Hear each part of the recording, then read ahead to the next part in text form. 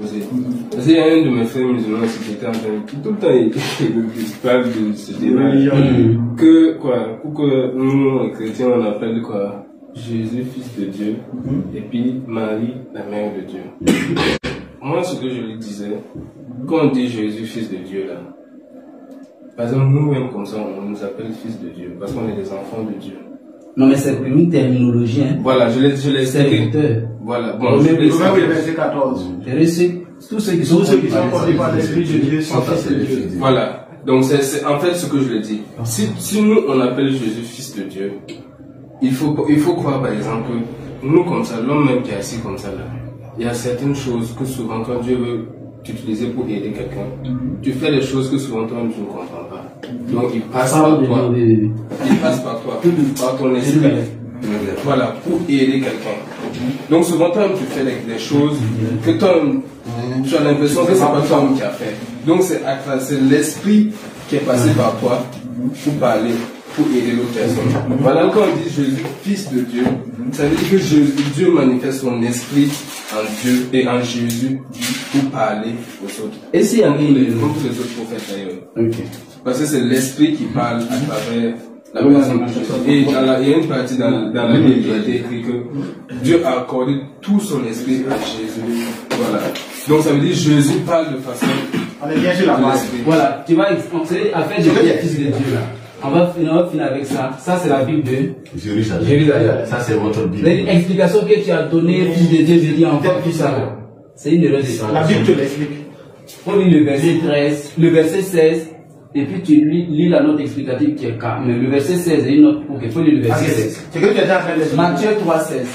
C'est que tu es en train de l'expliquer là. Ça, c'est toi ta pensée. Voilà. Mais la Bible même te l'explique. C'est aussi la récidive. Ayant été baptisé, Jésus aussitôt remontant de l'eau. Et voici que les cieux s'ouvrirent. Il vit l'Esprit de Dieu descendre comme une colombe venir de lui. Et voici qu'une voix venue des cieux disait, celui-ci est mon fils bien-aimé, qui a toute ma faveur. Il y a quoi à la fin? Il y a quelque chose. La faveur là, tu vas dire calme. C'est une note explicative. La note explicative qui a note explication K. Voilà le dernier là, voilà le cas qui est. Le cas va expliquer le terme qui est employé. Il faut lire. Il faut lire, on va entendre. Cette vision interprétative désigne d'abord Jésus comme le vrai serviteur annoncé par Isaïe. Toutefois, le terme de fils substitué à celui de serviteur. Grâce au double sens du mot grec païs.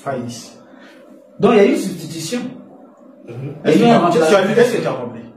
Est-ce que tu as compris? Ils ont substitué, ils ont changé. Normalement c'est des serviteurs. Mais normalement c'est des serviteurs au lieu de fils. Le mot païs là a un double sens. Le mot grec païs a un double sens. Parce que quand je dis païs là, quand je dis païs là, ça c'est en grec. C'est en grec. Ça veut dire serviteur.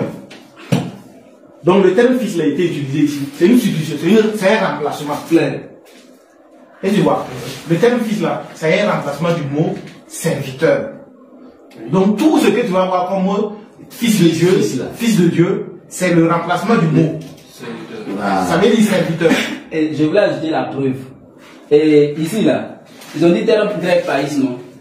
Hein? Chez les Grecs là, c'était des païens. Ils adoraient les idoles. Donc pour eux, les divinités ont des enfants. Donc comme ils ont vu Jésus qui opérait des miracles et qu'ils ne connaissent pas de père, qu'est-ce qu'ils font? Ils disent que c'est le fils de Dieu parce qu'il opérait des miracles. Et ils ont préféré le terme fils au lieu de serviteur. Parce que pour eux, quelqu'un qui fait ces choses-là, on ne peut pas lui donner serviteur. Donc c'est les Grecs. Mais le texte original en hébreu là, c'est serviteur qui est employé. La preuve, Acte 3 verset 13. Tu connais Pierre, non? L'apôtre Pierre. Qu'est-ce que Jésus a dit dans Matthieu 16, verset 13 à 16? Tu t'appelles Pierre. Et tu sais, Pierre dit, ce n'est ni le sang, ni l'os qui tourne dans les cieux, c'est mon Père qui est dans les cieux. C'est pourquoi tu t'appelles Pierre. Et c'est sur cette pierre, c'est sur le témoignage de Pierre que je bâtirai mon assemblée. Ça veut dire que c'est son témoignage. Maintenant, il faut voir ce que Pierre dit de Jésus. Acte 3, verset 13. Acte 3, 13. Il faut lire Acte 3. Voilà, verset 13. Il faut lire le verset 13. Il faut lire. Le thème qui a été utilisé par rapport au verset qu'on vient de lire. Oui, c'est ça, non? Le Dieu d'Abraham, d'Isaac et de Jacob, le Dieu de nos pères, a glorifié son serviteur, Jésus. Son serviteur. Jésus. Est-ce qu'il a dit son fils? Pourquoi il n'a pas dit son Pourquoi fils? il n'a pas dit son fils?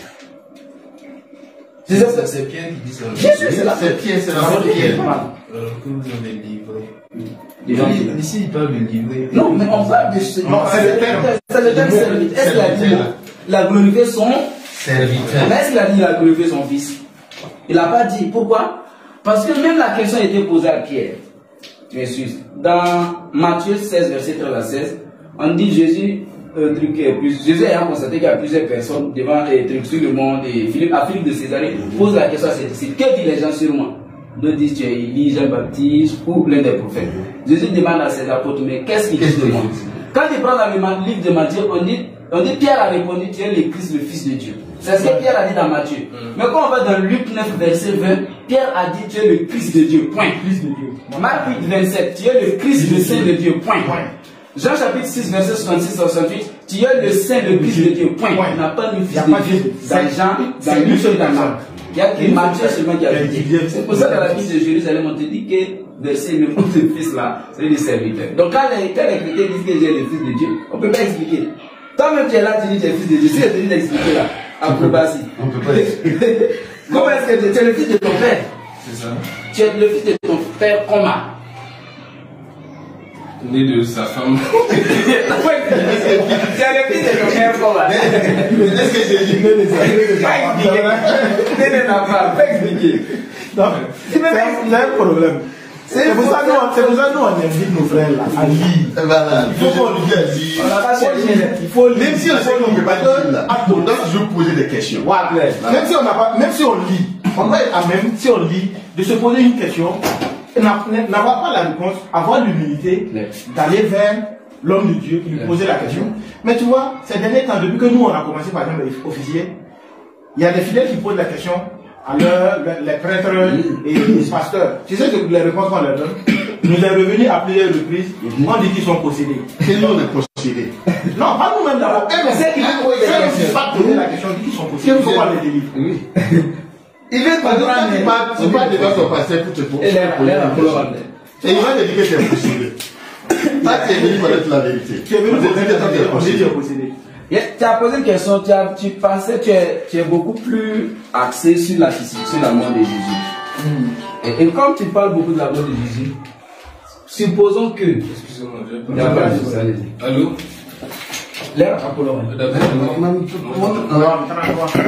C'est à 33 non? Bon, casale, moi, tu m'as 2 minutes là. Au moins, là, on monte de dette. On prend le temps la question.